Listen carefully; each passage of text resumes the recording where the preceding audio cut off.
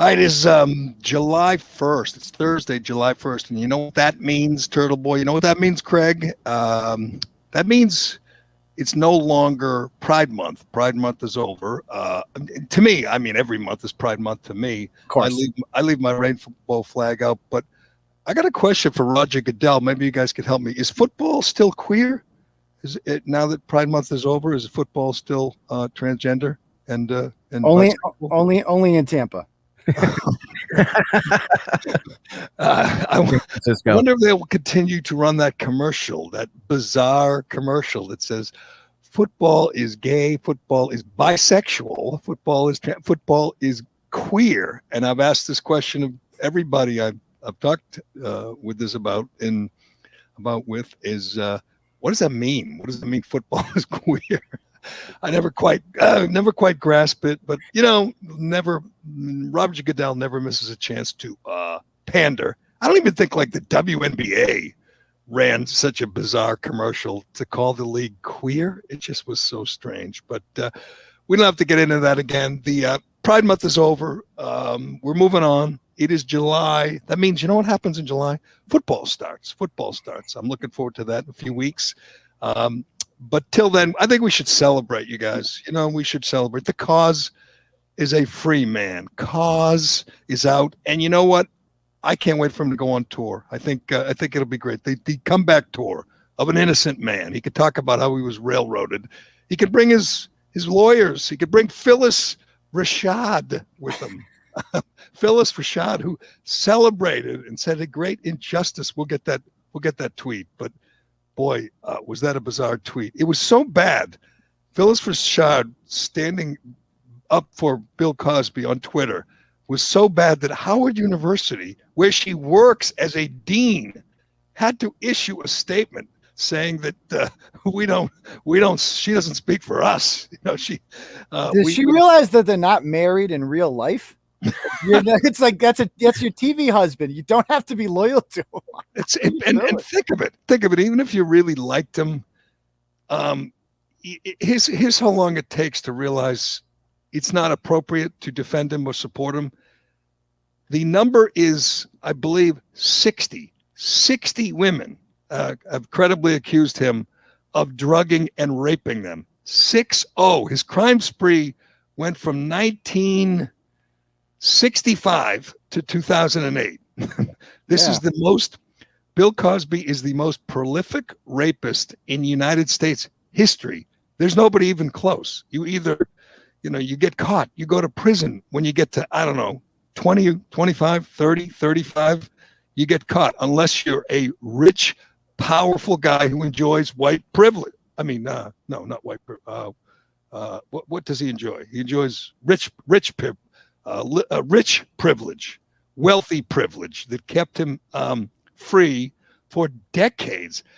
But the most offensive thing about yesterday was listening to his lawyers or listening to his spokespeople, the people that were helping him talk about what a great victory this is, including, by the way, a victory for women. His spokesman, that guy Wyatt, what is his name? Wyatt. The guy was on his arm. Wyatt. The guy looks like Tyler Perry. That guy. Yeah. Andrew Wyatt, who's always with him. Andrew Wyatt, Andrew Wyatt. What character was he in the show? What's his relation? I'm not sure, but you want to. If you ever want to rank the most offensive comments you've ever heard from a lawyer or a spokesman of a defendant of a criminal, how about this one? Quote, "It's a beautiful day, and it's a beautiful day for women." Millions of supporters and millions of women have got in touch with us to say, we know these women made up these allegations. We know it's not true. No, that's a lie. And you know what's amazing, Turtle Boy, is this week, I believe, Rudy Giuliani was disbarred or whatever, suspended from the New York Bar Association for quote unquote lying. What defense attorney who defends, guilty people, they get a right to defense. What defense attorney doesn't lie? I mean, this guy says 60 women, 60 are making it up. Everyone knows that's a lie, including Phyllis Rashad, including Anybody who has paid any 5 minutes, spent 5 minutes paying attention to this case, knows it's a lie. Now, here's to me what drove me nuts all afternoon, all night. This morning, as I'm following it. There's this assumption out there, and I heard legal people break it down and say, well, the Supreme Court had no choice. The DA, the prosecutor, promised him immunity to help the defendant in the civil case. He wouldn't be prosecuted criminally, so he could give himself up, confess essentially in the civil case. He could pay a big judgment, but he would stay. He wouldn't go to prison. The next prosecutor, the quote, violated, ignored that agreement.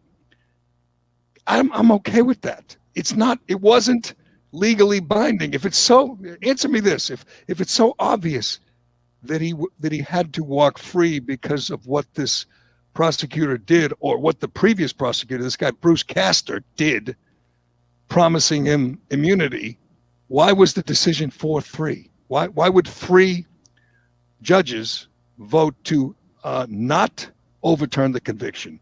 Why was it not done earlier? He appealed earlier. There is a gray area here, and people seem to be ignoring it just because they know what happened with this first prosecutor.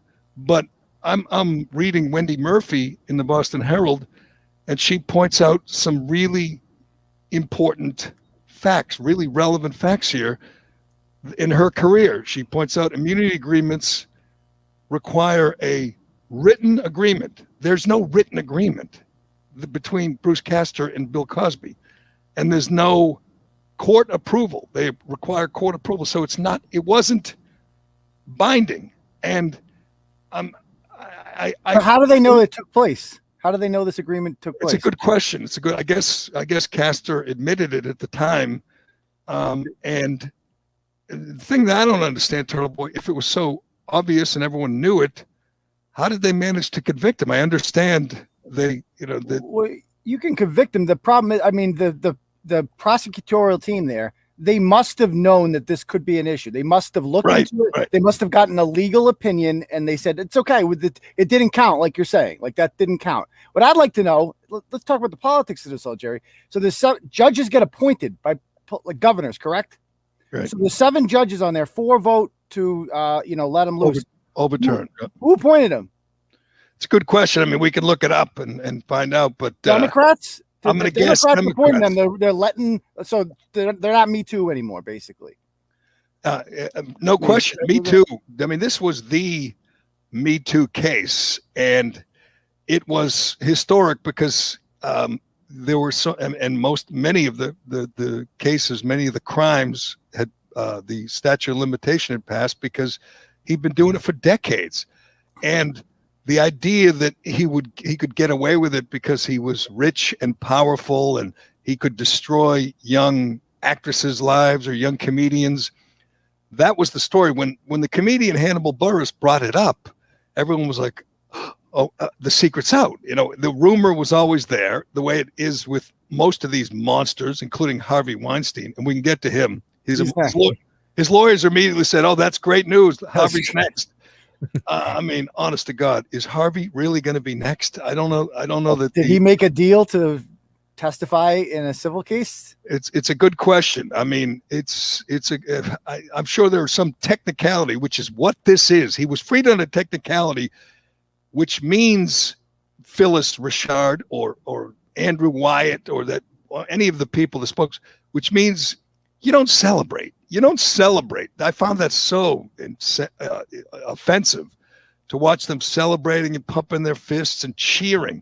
And we get some sound from Andrew White, the spokesman. And while he's speaking, the crowd is yelling, "Hey, hey, hey!" Like they're having a blast. Oh, Bill Cosby's free, and a great injustice has been corrected. But nobody ever says. I guess they imply that he's innocent, but nobody says, he didn't do this. No credible person says he didn't do this. They know he did.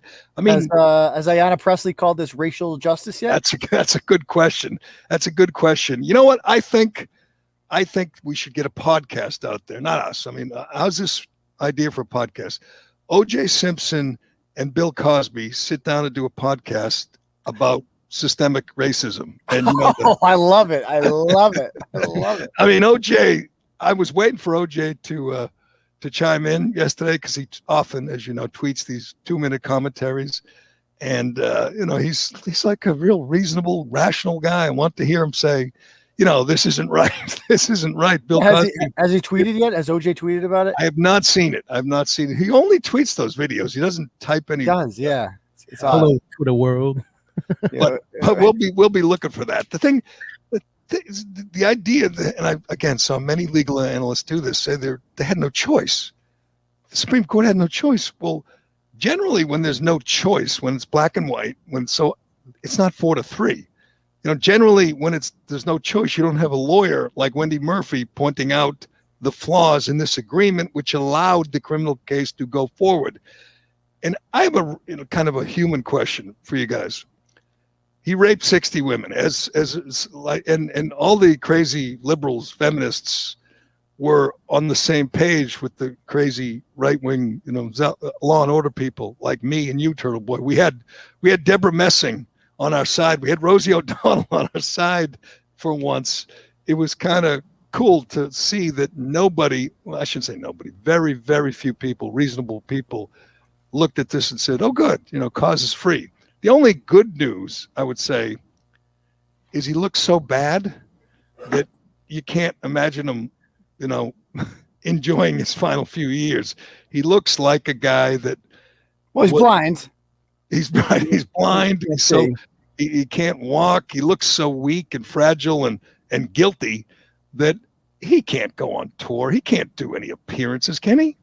No. I think his raping days are over too, at least. Right. Bad news, Bill. You're raping. I mean, are there women out there who would take a drink with him if he said? There's definitely. He can definitely get laid before he dies. He's got to go to those resorts with the big glasses of alcohol just so he won't miss. Right. I mean, there are women who will marry Scott Peterson and like people in jail for life. Like somebody's gonna bang Bill Cosby, not a problem. He'll get laid before he dies. Well, I'm not sure he can. Yeah. He's the one that needs the drugs now. I mean, he's the one that has to pop some little blue pills before he sits down. But what if instead of 60 rapes, and he was credibly accused, again, you have to read the case. There's a great podcast. I don't know a lot about true crime. I guess it's true crime podcast. That last year, I think it was the Philadelphia Inquirer, a couple of reporters did. I can get the name of it, but it's unbelievable when you listen to them chronicle in, I forget how many parts, like 5 parts, chronicle the crimes from the beginning to the conviction. How many times that he did it and got away with it. And I guess, if you're going to be a violent sexual predator, knocking the women out makes sense because they don't remember and they can't really testify about exactly what you did. There's a lot of advantages to it that way. If you're going to go that way, the raping route, which I would not recommend. No. I found on that. I'm not sure. You really have to be a sick bastard. Yeah. Not that every rapist isn't, a deviant scumbag, but think about what turned him on was watching them. He was sleeping. Yeah. Watching them slip away, watching them slip into unconscious. And then they wake up and, their pants are off or their pants are around their ankle, whatever. And he's sitting there smiling, having a snack. And I'll get the name of that podcast, but you listen to it and it's chilling how brazen he was and how he knew. And by the way, he groomed them. I'll help you with the career. I'll get you on the show. I'll get you on the Cosby Show. We get a small part. And then once you come back to my place and have a drink, and he drugged them and he raped them. Again, the most prolific rapist in U.S. history.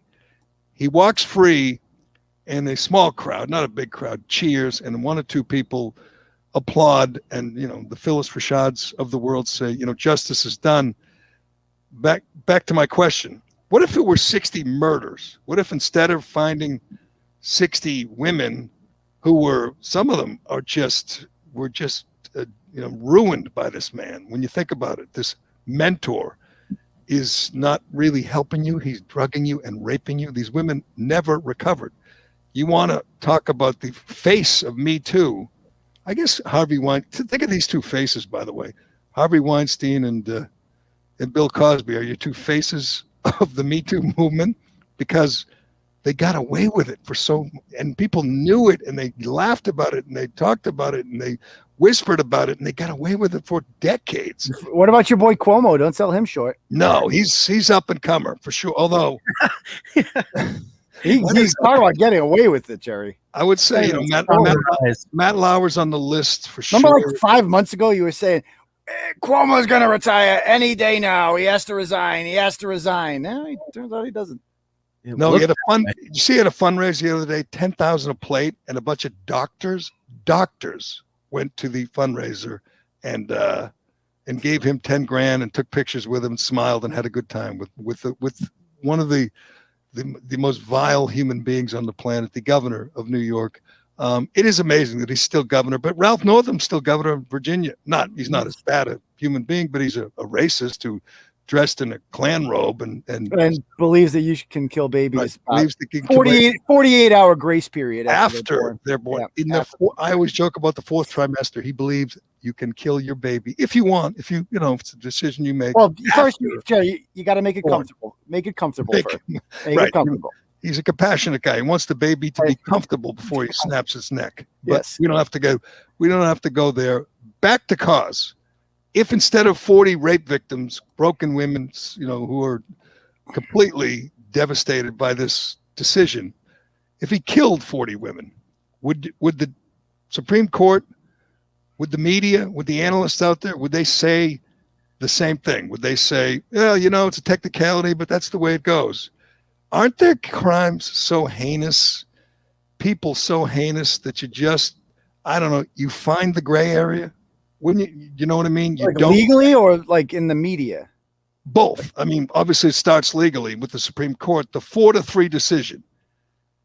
All those 4 judges who voted to overturn this and free this monster, if they found 60 bodies buried in his yard as opposed to 60 women that he drugged and raped, they'd let him go. You think? Yeah, definitely. I mean, they're come on, Jerry. They're judges. They're not basing their decisions on your opinion and my opinion. They're they're just believing whether or not this was constitutional, and I guess they believed it wasn't. You can't be serious. You think they're just looking at the law? Yes, kind of like the judges in. What do you think? You think they were doing this because they're like, we want this rapist to go free? That's going to go over well with. No, I'm saying there are other factors. I'm saying there is a point where you judge the man and his crimes, and I'll tell you what else. I don't think he goes free if he's 40 years old and in his prime. I think they looked at this pathetic, broken old man and said, whatever, we'll let him go. He'll die soon. They didn't think they were letting a man out who was going to go back to drugging and raping. And as you said, they thought his raping days were over. I think that's a factor. I just don't get how people are so sure that they had no choice, that they had to do this, that the law forced them to do this, when 3 judges. I mean, am I wrong? Most lawyers I'm hearing from, like that woman from California, Harmit Dillon, whatever her name is, she was on Tucker last night. Most lawyers seem to say that they agree with this decision. Conservative attorneys. Right. I mean, because there is that alleged agreement with this idiot, Bruce Castor, who said he didn't think he could get a conviction. He wanted to get the women, allegedly, get them the settlement, get them the money. So he said, I won't convict you, which is amazing when you think of, again, the crime spree, just the horror that this guy was drugging and raping women like every night of the week and just having his way with vulnerable young women. A prosecutor in Pennsylvania said, we're good. We're good. You can go free. Just pay some money. I mean, a guy who had hundreds of millions of dollars. And by the way, is his wife not the biggest creep of all? I mean, she knows how guilty he is. She knows what a monster he is. Yesterday, she was there and they were saying, 58 years together. Isn't it wonderful? So not only were we supposed to celebrate his freedom, we were supposed to celebrate the bond of marriage between Bill Cosby and his lovely wife with the wiffle. We were supposed to celebrate the fact that he was back, at home, cuddling in bed with his lovely wife. I don't know why we can't all agree that there's a gray area here, and they should have found a way to keep this monster in his cage. I don't think it's asking too much. I don't think there was any like hard evidence of him actually doing anything, but when 60 people come forward, it's like, well, at least 10 of them got to be. Well, what kind of evidence are you going to have? Home video? I mean, that's how rape works. Usually there's no hard, besides unless you do like a rape kit, but like every woman tells like the same freaking story. And the lead woman there, the basketball lady, the way she walks and the way she carries herself is with such confidence and strength. Like that's a strong woman right there. And like you look at her and she is so credible. Like you listen, what's that woman's name with the hair? Is that the one that called and was trying to pay for her college? Andrea Constand. And she is the perfect victim as far as like a person on the stand because I'm talking for the prosecution. I know. Like she is like strong and confident the way she carries herself, and she's just believable. Like you believe that woman. Yeah, they had audio of Cosby calling her mom, saying that she keeps her grades up. Oh, that's true. That's on that podcast, and it's incredible. They had a lot of it. Yeah. I don't even know why we're really talking so much about evidence when he admitted he gave his victims Quaaludes to essentially knock them out. He admitted that, and again, it's because he allegedly was told he wouldn't be prosecuted. But you know what? Why did Bill Cosby need Quaaludes? Like you're a superstar. You're Bill Cosby. You can have sex with hot women who aren't your wife if you want to. Why do you need a Quaalude? Like I said, it's weird. Like, why do you want them sleeping? Is that fun? To me, it's the story. When you read the details and you listen to this podcast or any TV show that's covered in a documentary, he's not just a rapist. That's bad enough, but he's a sick, twisted deviant who wanted them zonked out. He wanted them immobilized. I mean, it's like isn't the fun of sex like the other party is into it, is like enjoying it and like getting fired up? I mean, except for Brian Stelter's wife, I would assume everybody else out there, like both parties are having a good time. Well, I guess this, it's explained like necrophilia. There are people, they're sickos out there that want their victims dead. He wanted them out cold, and then he would have his way with them. And when they wake up again, he'd just be relaxing like he just had, consensual sex. He's the worst kind of deviant, the worst kind of monster. And we got, people celebrating the fact that he's free. I think the kind of pathetic thing was people on his team, like pretending he's innocent. We got past that. How do you pretend he's innocent? How can you do that when the case fell apart, or the overturn, or the Supreme Court's decision was based on the fact that he confessed. He confessed, and the reason he confessed is the prosecutor allegedly told him he wouldn't be criminally prosecuted if he would confess in the civil case. So that's what he did. He confessed. So how can you, whether you're Phyllis Rashad or you're Andrew White or his pathetic wife, how can you sit there and say this is a great an injustice was righted or overturned and an innocent man is free when he already admitted he's not innocent? It just seems like if one time a criminal was going to get out of prison with his head held down and just go away, this should be. Yeah, right. Bill Cosby went to jail like proclaiming his innocence. Like, yeah, wasn't he defiant towards the judge too when he was sentenced? Yes, and he could have gotten. I was just reading about this, that he was.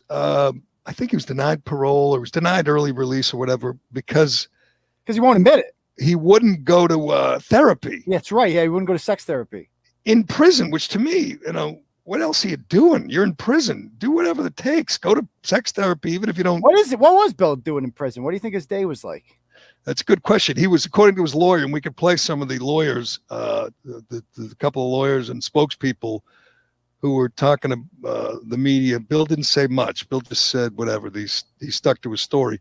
But they were saying he was a mentor to young prisoners. He told them just how to mix the the Quaaludes in with the Cosmo. But can we tell me that's not Tyler Perry? Look at this guy.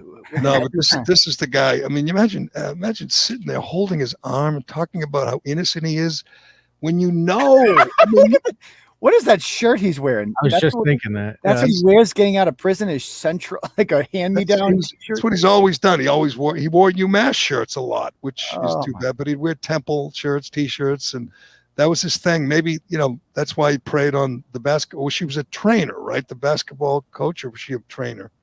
It's hard to track. He's got 9 million victims, but can we listen? Jesus.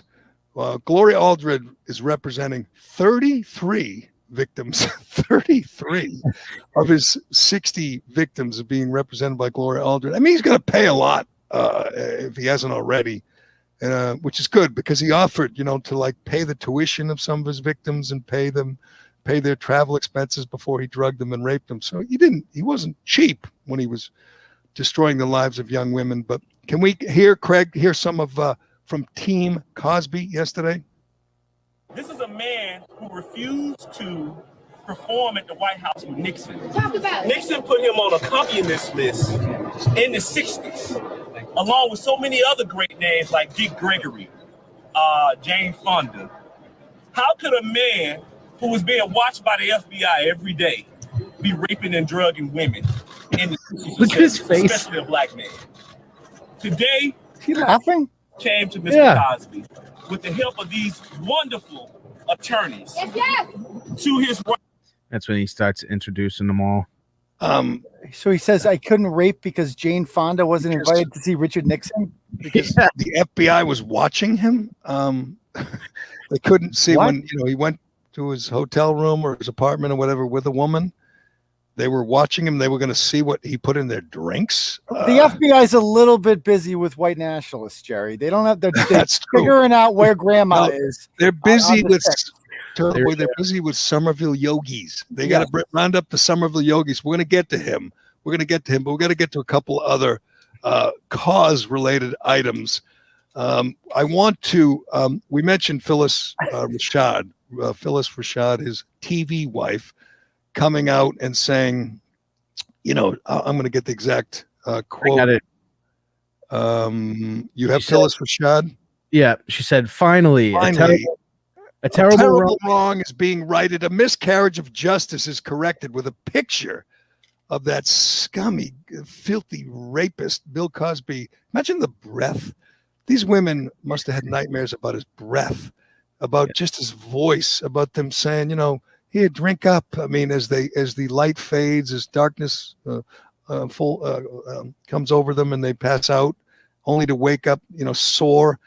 I believe he did some unnatural acts to some of these women while they were passed out too. So they woke up bloody and sore. You really have to read the details of the stories of the victims. But Phyllis Rashad, because she did a TV show with him, thinks he's innocent. But I was even more, I shouldn't say more disturbed. I was equally disturbed by Jason Whitlock. Now, you guys, we've talked about Whitlock. We've had him on the show. He's the ultimate contrarian. We read his column on Jalen Rose the other day. We read it twice because it was so bizarre, saying Jalen Rose is only criticizing Kevin Love because his wife is white. Jalen Rose is trying to make up for something because he has a white wife. And by the way, I'm not sure his wife is white. She's the one on First Take with Stephen A. Smith and Max Kellerman, the woman in the middle, the mediator. That's Jalen Rose's wife. I did not know that. And she's attractive woman, but I don't even, whatever. It's just so bizarre that Jason Whitlock is now with the Blaze. He's working for Glenn Beck, and he is even more, shall we say, contrarian. He's even more provocative, trying to get noticed. I think he's been laying low for a while, and now he's, on a daily basis, he's setting himself on fire, trying to get attention. He tweets out this, and he quote tweets or responds to Phyllis Rashad saying a terrible wrong is being righted. Here's Jason Whitlock's tweet. Love you, Ms. Rashad. #respect. I don't know what Bill Cosby did or didn't do. I know I respect this kind of loyalty, to a friend and work partner. That's what. That ain't it, dog. That ain't it, dog. That's not no. Are you serious? You What? First of all, I was going to respond, but it was like a million responses to Whitlock, and I figured we'd talk about it here. I don't know what Bill Cosby did. Jason, excuse me. I will help you out. I know what he did. In fact, most of us do. He said it on tape. We've read about it. We've followed the case. We've listened to the podcast. I can give you details right now if you'd like. I could, again, the number is at least 58, maybe 60 women who've told stories, by the way, which are very similar. This is his MO. He admitted taking, here it is from, I think this is not good. This is from, I don't know what, Philadelphia paper. Cosby admitted to casual sex involving the recreational use of the sedative methaquantine, also known as Quaaludes, with a series of young women, and all acknowledged his dispensing of that drug was illegal. How about that, Jason Whitlock? He admitted he illegally drugged young women and had his way with them. That's what he did, Jason Whitlock. If someone is standing by him, they're standing by a criminal. It's like standing by O.J. Simpson or Harvey Weinstein. Do you respect that? If Tom Hanks or Meryl Streep comes out today and says, I don't care what I'm standing with Harvey, free Harvey. This just contradicts everything he's ever said ever. Like, Jason Whitlock's great because he's, his takes are good. His original, like, he's criticized, several members of Black Lives Matter, right? So, like, does he support them because they have each other's back, because they work together? So if you worked with somebody, you have a duty to be loyal to them, and that's something you respect. That's an insane take. Like you said, he's trying way too hard to be the contrarian, and it's just over the top, and this is ridiculous. It's stupid. It's just the opposite. I respect someone if they can put their friendship aside. If the guy did things for you, so just say there's a young woman, an actress, and he put her on his TV show, or helped her get some gigs in comedy, and didn't rape her. Maybe she wasn't his type, or maybe he thought he'd get caught, so he didn't rape her. If that person says, I don't care what anyone says, I don't know what he did, I love Bill Cosby, you'd say, you're standing by a guy who destroyed the lives of other young women. You don't do that. You don't say. So if Kirk Minahan was accused of something like what Bill Cosby did, would you stand by him, Jerry? You used to work with him. I would not. I mean, I think a better example would be, I don't know, Dale Arnold. Maybe because Dale, that side of Dale. I don't think I would. Wild guy. You want to hear the stories about Joe Castiglione? I would not stand by him if I found out he was drugging and destroying the lives of young women. I know Jason Whitlock doesn't have, I don't think he has daughters, but the idea that he's doing this and causes 83, he was doing it to some of these women when he was like in his 70s. He had a stand-up bit about Spanish fly in the 70s. He joked about Spanish fly and how much, and I don't know if you can find it and play it, but it's the creepiest thing ever, talking about, I got a whole bunch of Spanish flies, and he was knocking women out. I mean, it was the most well-known secret in Hollywood or in entertainment, which is why Hannibal Buress, he still talks about how everything changed when he pointed out on stage that everyone knows Cosby is a monster. Everybody knows it. And for decades, he got away with it, which is sick. Sort of like Weinstein. When you think of the women and what they went through, and they thought about, going to the police and pressing charges, people said, nah, you can't do that. It's Bill Cosby. He's got millions. He'll ruin you. And they said, okay, forget it. Let him. And it's like with Weinstein. I know you know this, Turtle Boy, but the New York police recorded, they wiretapped a victim, or they wired a woman, and Weinstein essentially confessed to what he was doing on tape. But this corrupt DA, Cy Vance, who, by the way, is still there and is prosecuting the Trump family, he decided not to prosecute. Weinstein's lawyers donated tens of thousands of dollars to him, and he didn't prosecute. And I forget what year that was. It was like 2013 or 14. Subsequently, dozens of young women were raped or molested, assaulted by Weinstein. So this DA, who again is still in office, still prosecuting crimes, enabled a rapist to destroy the lives of many, many young women because he didn't want to prosecute a rich, famous, connected guy, even though the cops got him on tape. They got evidence, and Cy Vance said, no, we're good. That's, I don't want to say white privilege, that's rich privilege. That's connected privilege. That's, in Weinstein's case, liberal privilege. I mean, he knew everybody. He knew the Clintons. He knew Obamas. He knew everybody. And he was free to rape over and over again before they finally caught up to him, before people like, Rose McGowan heroically stood up and told the truth about him. But back to Whitlock, I don't know if he got ratioed, but he got all kinds of people killing him for saying that.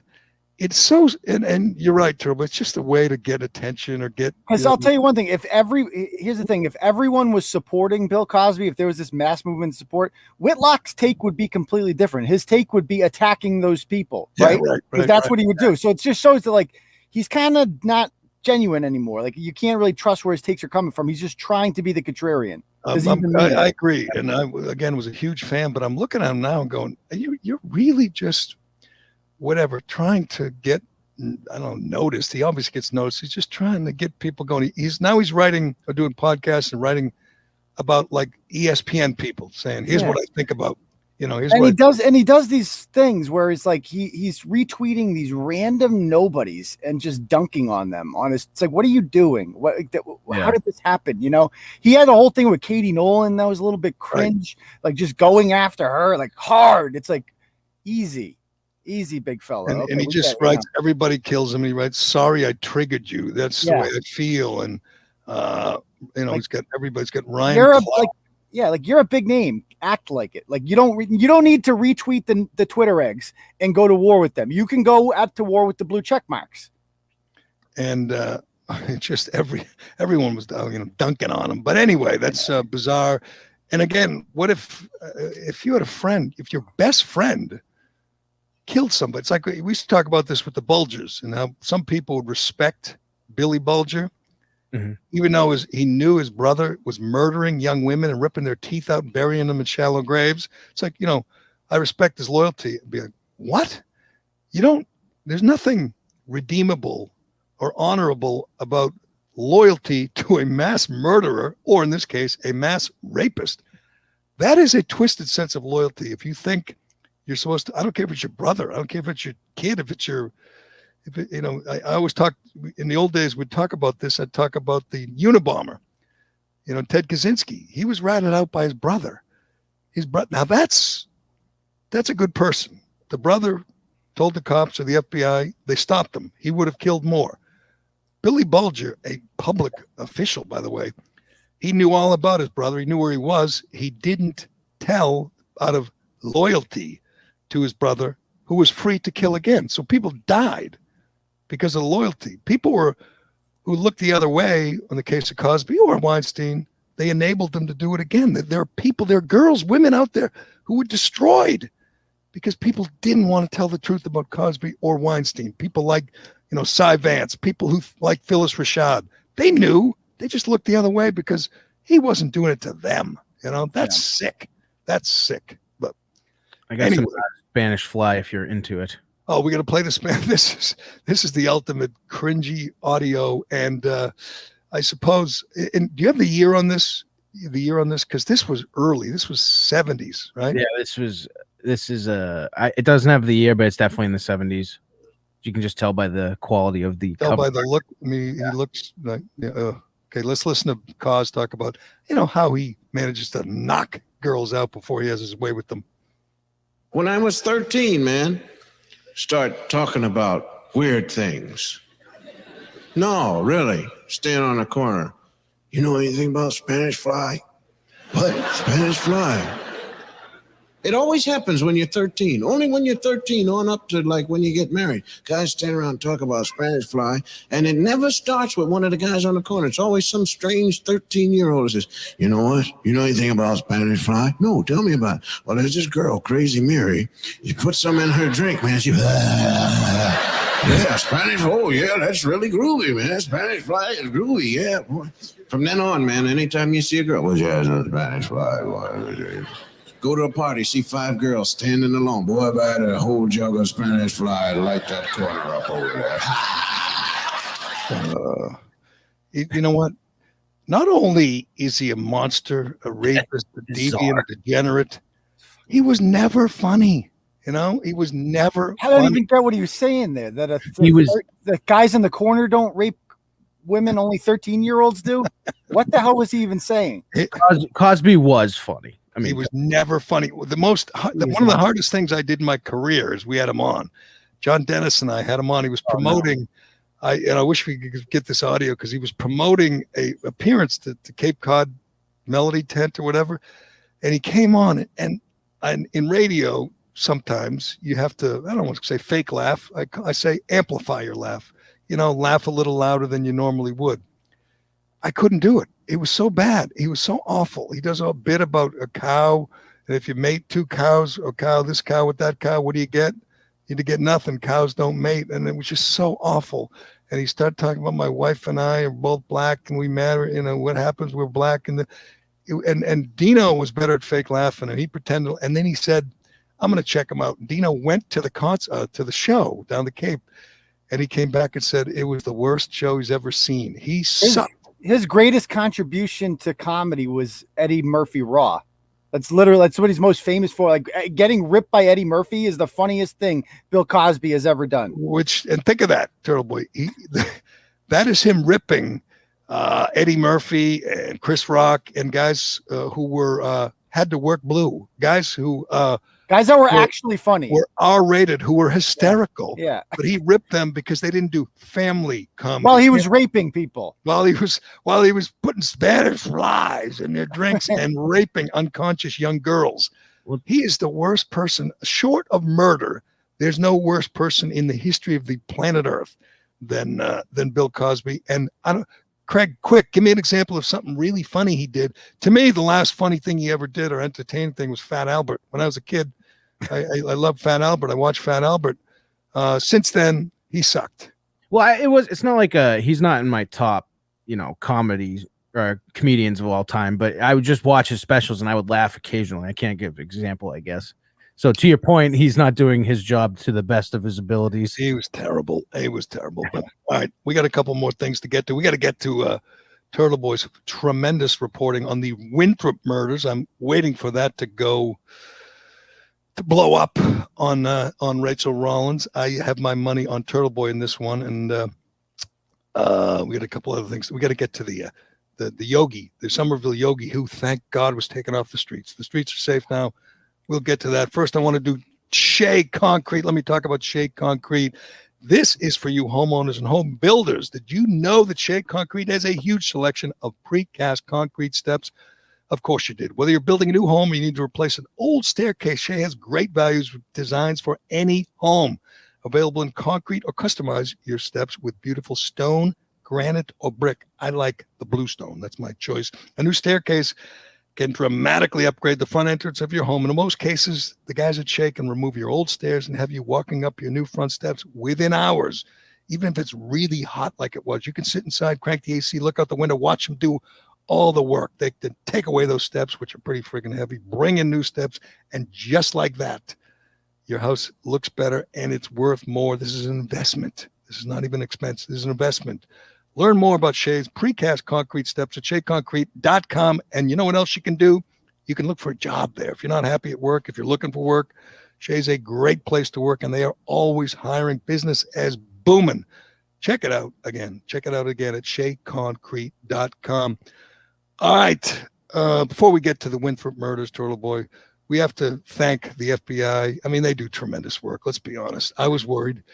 The Somerville Yogi and a Seaconk, a shirtless Seaconk nobody. I don't know what he does for a living. We're taken off the streets yesterday by the FBI because they were at the Capitol on January 6th, and the work is never done for the FBI trying to rid the country of this menace. All those grandmothers who took selfies wearing MAGA hats and American flags, the FBI will not rest until they're taken off the streets. The FBI Boston has rounded up 10, not that many. I think there's 400 or something who are going to get arrested, but 10 local people, including yesterday Noah Bacon, 28 years old, a yoga instructor from Somerville. At least he'll have something to do when he's in solitary for the next. I think isn't that the different guy? Noah Bacon, the guy.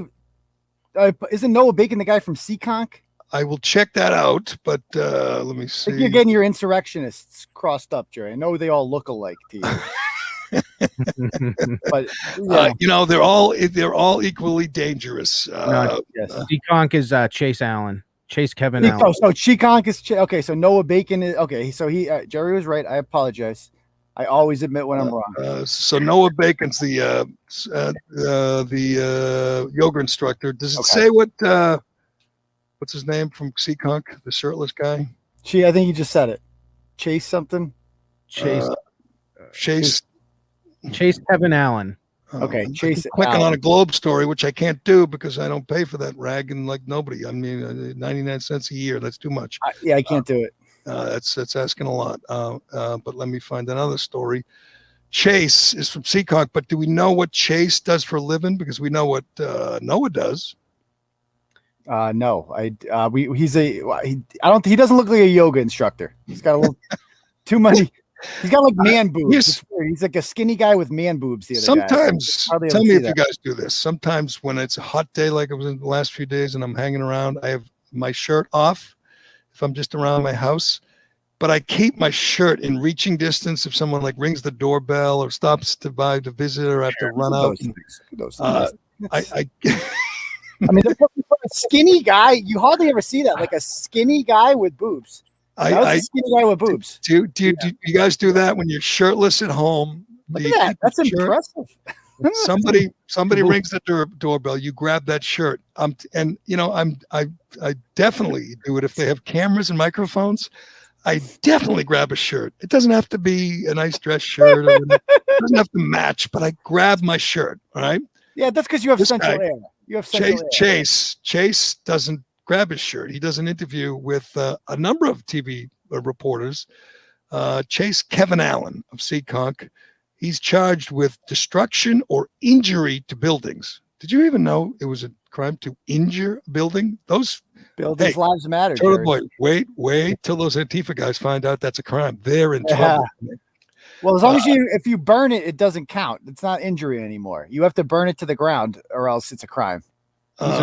He's originally from Seaconk. Currently lives in Reno, Nevada. And in 2009, he created a Facebook page called the Allen Report. Okay, he says he's a documentarian or a reporter. Right. And we hear from oh boy, can we? Chase, shirtless Chase outside his home yesterday, talking about what he was doing on January 6th. I'm a documentarian, and when you guys hear something, you guys show up as you do now and ask questions or record and see what happens. So that's what I was doing there. So there are photos of you reportedly kind of stomping on camera equipment and stuff. Is that you in that picture the FBI is putting out? I would not like to comment on that at this time, but I'm working everything out with the courts and whatnot, and that's that. Whatnot and whatnot. The courts. I'm just like you guys. He's like Ken Burns. He's a documentarian. By the way, they show his picture, and he's wearing like fatigue overalls. There's no red. There's no MAGA. There's no Trump. There's no flag on him. So I think he might have a case. He's a documentarian. I mean, I feel bad. He might be an idiot, but he is going to do hard time, just like all of them. Those dangerous insurrectionists, those grandmothers, those disabled veterans, they're doing hard time. If you don't follow Julie Kelly from American Greatness, the website, you must. She documents all the cases, and I was tweeting about this yesterday. I don't care how much you hate Trump or how much you hate MAGA people. The QAnon shaman, Viking man, is in solitary now for 6 months, charged with nothing. Bail, no formal charges, no bail. He already was a little shaky, mentally, emotionally. His mother admits it.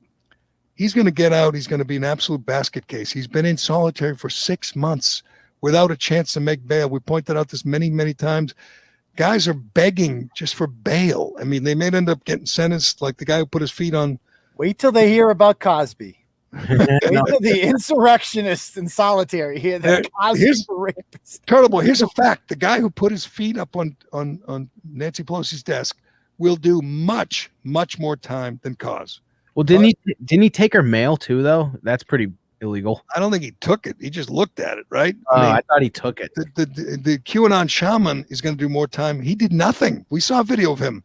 He did nothing. He was walking around, yelling and singing. He asked for permission everywhere he went. Right. He was like the most polite insurrectionist ever. Yeah, they were all let in the building. There's video of them being let in the building. I'm not sure how that works. When you're charged with trespassing and you show video of a cop opening the door for you, isn't that exculpatory? Don't they just say you can go now? Did the police even seem scared of them at all? Like nobody was scared.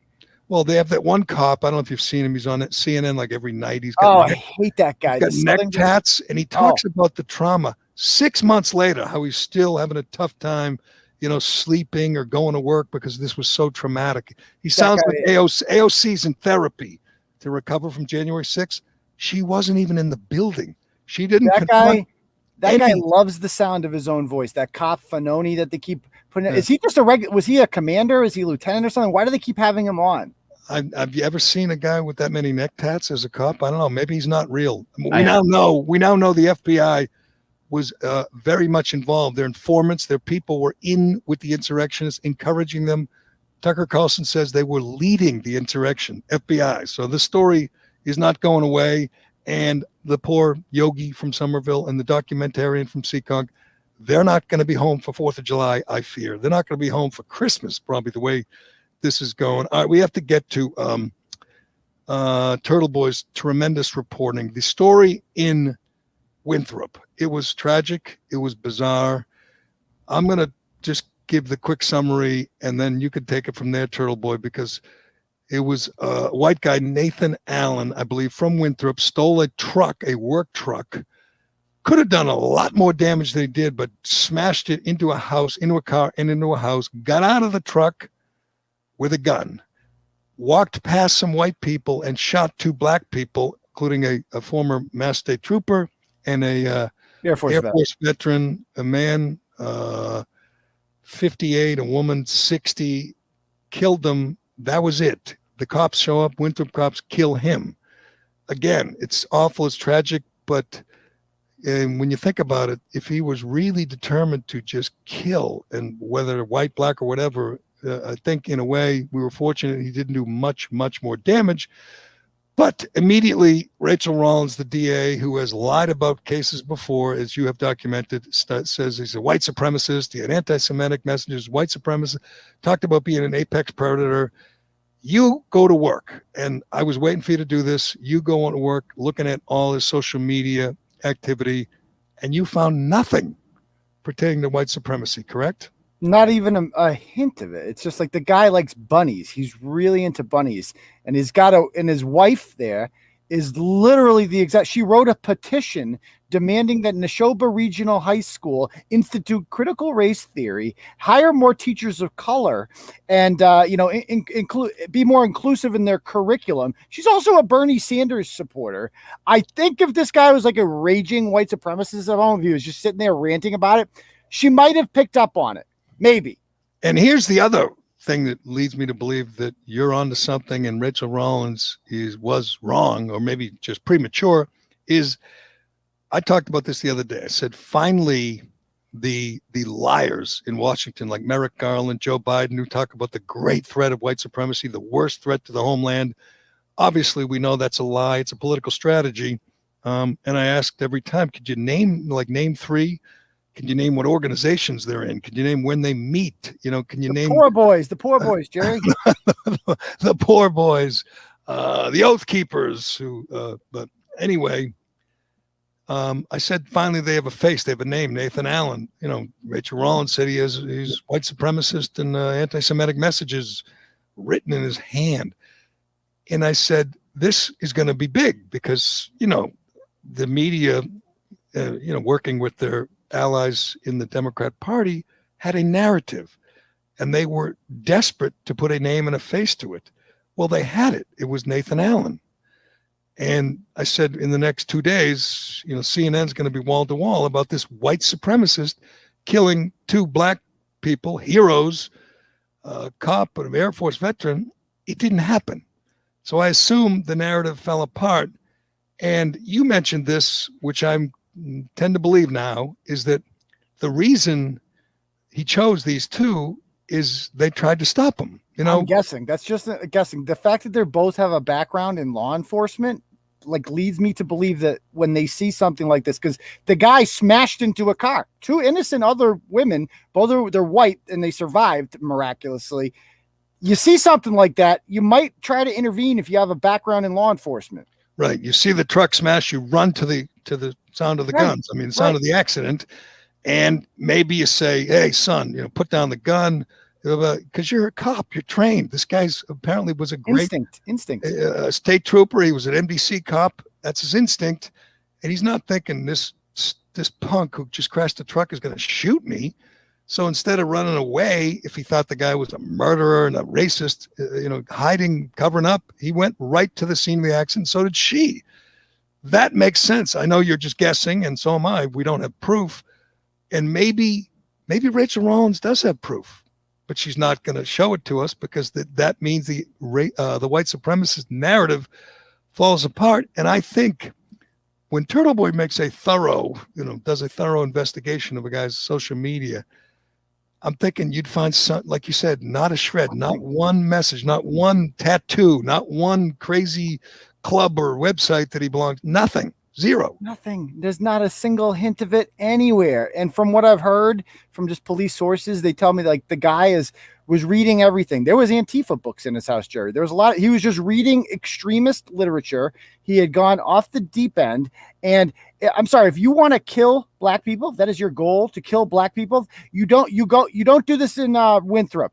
You go to Roxbury. Right. You go to Brockton, where black people are, not Winthrop. He randomly came across 2 black people, which was lucky for if you're a person who's looking to kill black people in Winthrop. That is complete luck that he ended up right there around those 2. So it's just absurd to say that this guy was going around looking for black people. It's just not believable. And we've heard nothing since, correct, from Rachel Rollins or the whoever media wing, like the Globe. The Globe was dying for this to be a white supremacist. You know that, right? I mean, doesn't that tell you that even the Globe isn't buying into it, that theory? Yes, and they would love to. Love to. So it fell apart. Apparently, this guy was just a sicko and a killer, bent on destruction. I mean, the idea that you steal a truck and smash it before you start killing people, I mean, that means that you're out of control. That doesn't mean you're a white supremacist. So we're still looking. Maybe the yoga guy from Somerville will be the racist we all need, the white supremacist we're all looking for. Maybe he'll be the new face, and we'll find out he's the leader of the movement. And finally, they've apprehended him. But I have heard very little about the Winthrop case. It's awful. It's tragic. It seems both the victims were wonderful people. They're being I think there's a memorial today in Winthrop, and I'm sure it'll be well attended. Good thing it's not 100 degrees anymore.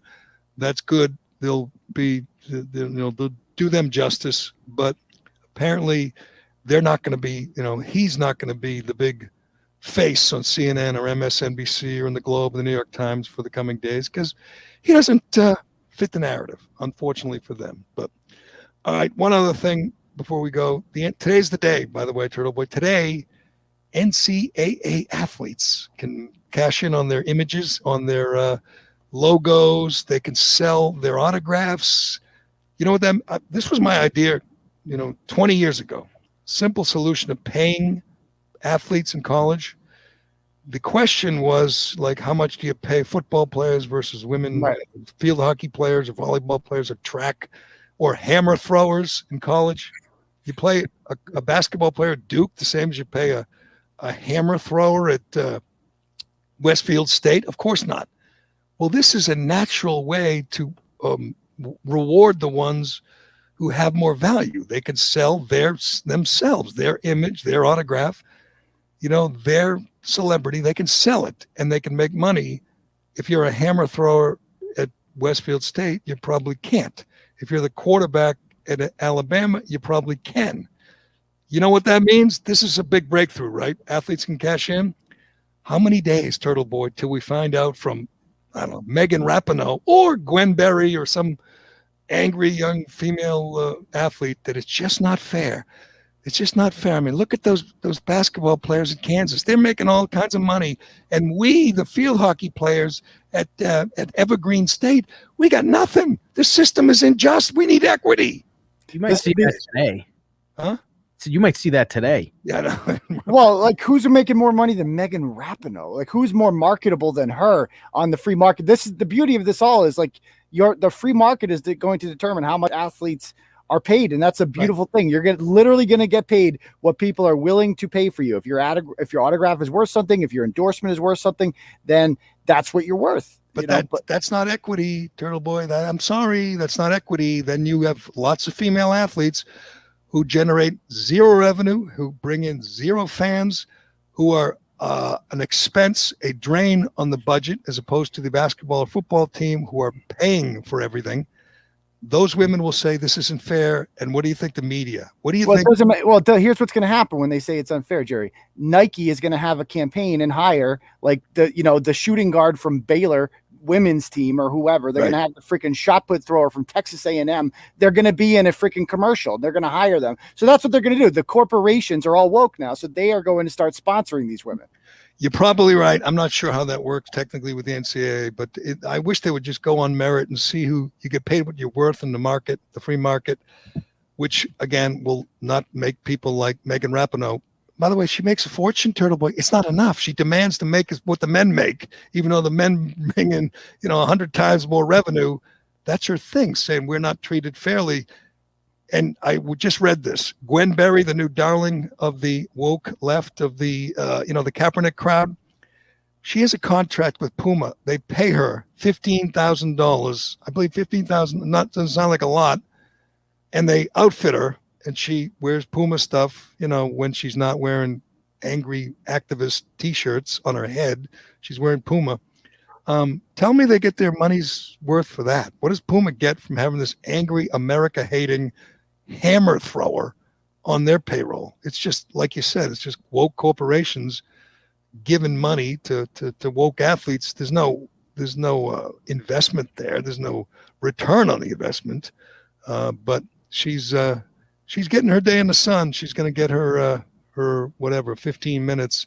But it was funny. Did you see yesterday when they dug out that picture of her on her own website holding up the American flag? Oh yes. Say that she loves America. That's what happened in the last 2 years. That's your brain on critical race theory. Exactly. That's an athlete after getting brainwashed by all the Joy Reids and Ibram Kendi and Robin DiAngelo's out there. They work on someone how come? I understand for 2 years, and what you get is another Kaepernick. I understand, the Chinese and the North Korean athletes, they can't dissent. They can't do that, right? But here's my question. How come we never see French athletes or English athletes, other Western nations, pampered people like us? How come we never see their athletes protesting their flags? It's a good question. We see them kneeling at the soccer tournaments, taking a knee. They're protesting America when they do that. Right, that's true. They're protesting us. How come they never protest their own countries? How come we're the only ones that do that? We're the only ones who have such ingratitude. I mean, these people are despicable. They're encouraged by the media. Maybe the media in France and Germany don't encourage a-holes like Kaepernick or Gwen Berry to piss on their own flag or dump on their own country. When you're smaller, when you're Belgium, you have pride in Belgium because there's not many of you. And so when you have the international stage, you're like, yeah, I'm Belgian. Yeah, I freaking love Belgium. And you're going to have so much pride in that. You're not going to disrespect Belgium. Whereas America's an empire and we're the bad guys. Like you're the top dog. So it's fun. It's fashionable to not like you. Yeah, we'll see. There's a rule. The IOC has a rule against taking a knee or turning your back on the anthem. So you're not allowed to do that. I'm not sure what the punishment is, but you can't do it in Tokyo in 3 weeks when this whole thing starts, and when Gwen Berry, by the way, the big girl in the middle, Deanna Price, is like the best in the world. There's one or two others, but she could win the gold. She could set a world record. She holds the American record. She'll do that. And Gwen Berry will finish 17th and get all the attention. It'll be another one of those deals where Gwen Berry will say, I got screwed. It's racist, systemic racism, the Olympic Committee or the judges or whatever. She'll have all kinds of excuses, and she'll get all the attention because she imagine the Jamaican. Somebody can come. Imagine the Jamaican bobsled team did that. Disrespect. They couldn't even fund their own Olympic program, Jerry. And like, what else? So talk about systemic racism. I know our tax. It's sick, and I know people are sick of her already. But she's an idiot. She's been interviewed. She's a dope, and she's making money not just from Puma, but from the American taxpayers to dump on the flag, to dump on this country, to say she's competing for black people, not for Americans, just for black people. That's what she's going to Tokyo to compete, to win for her people, not Americans, black people. It's just so twisted, and you're right. Critical race theory and the race hustlers out there have done this. They've divided people, and they've poisoned the minds of people like her. But we will see. I'm sick of her anyway. I'm sick of her already, but we'll leave it there. Turtle Boy has all the details on the Winthrop story. You didn't get a lot of bounce out of that. When I read it first, I said, this is going to go national. Anybody pick up on your reporting? Well, the story hasn't gone national. That's true. You know what I mean? So like Rachel Rollins' narrative hasn't gotten that big. So nobody's going to is going to be that interested in this. So it's a dud. It's a dud. Her story is a dud.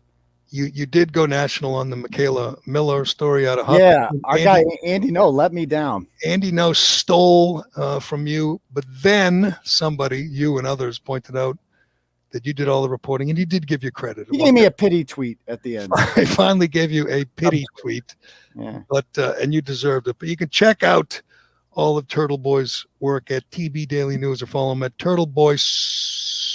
Which website? TBDailyNews.com is the preferred one. I know. What's the Twitter handle that? Oh, at Dr. Turtleboy.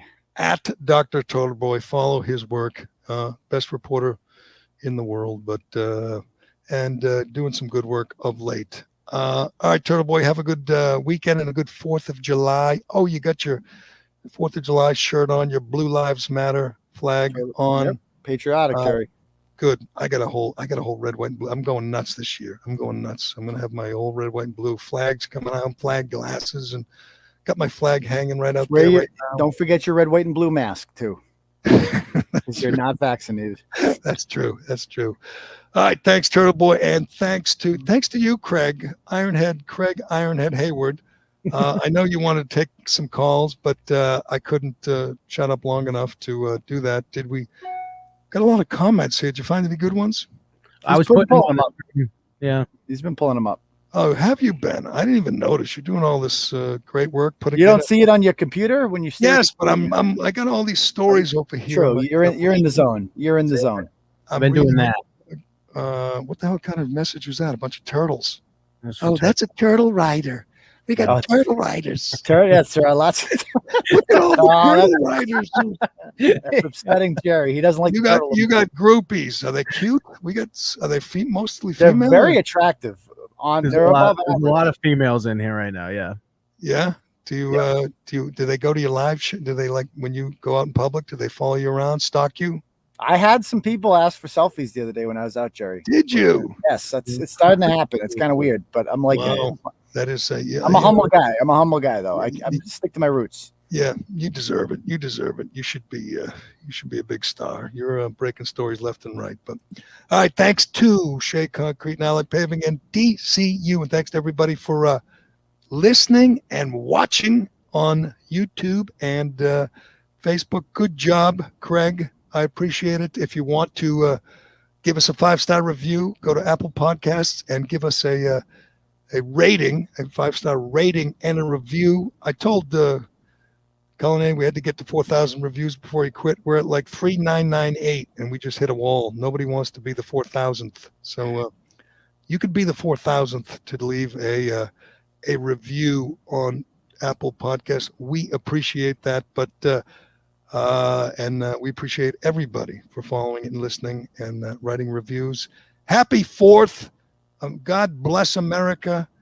We will talk to you real soon. We'll talk to you after the 4th, but have a great weekend and a great holiday. I'm Jerry Callahan. This is the Callahan Podcast, and we'll talk to you again real soon.